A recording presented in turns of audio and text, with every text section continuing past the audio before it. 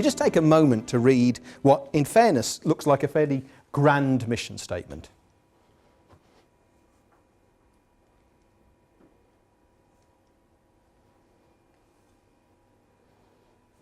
Now, I would be the first to admit that's quite aspirational, and your eyes are probably attracted to the stability and successful world piece.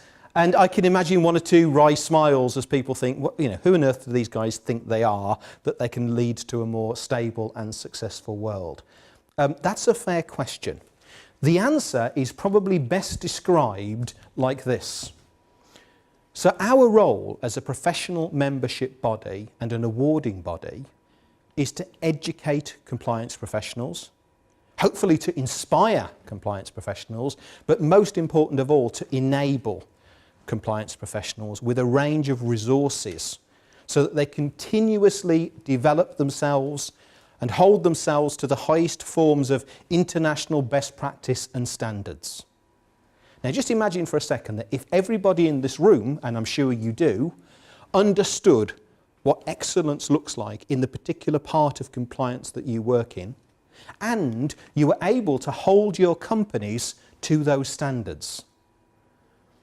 So the impact of your personal role then becomes magnified because of the impact on your firm. Some of you perhaps have heard the analogy of the two builders, one of whom was asked, "What are you doing?" And he answered, "I'm laying bricks and building a wall."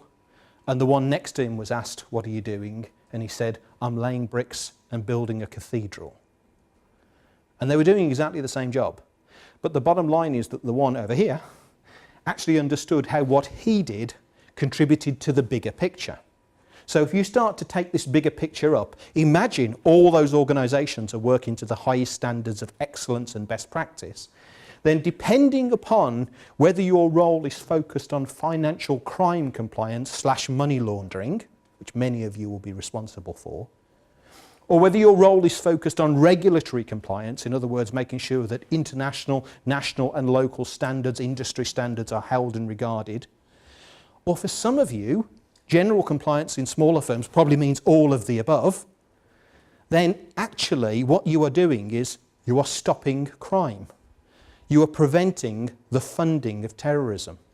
You are making sure that your company can have a competitive advantage because its compliance excellence is held to the highest standard. That doesn't just mean avoiding fines or avoiding imprisonment for MLROs or directors.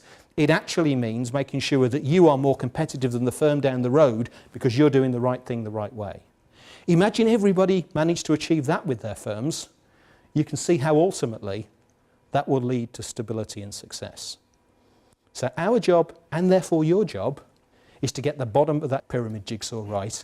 And that's what part this evening's about, sharing some best practices with you that we hope you will enjoy.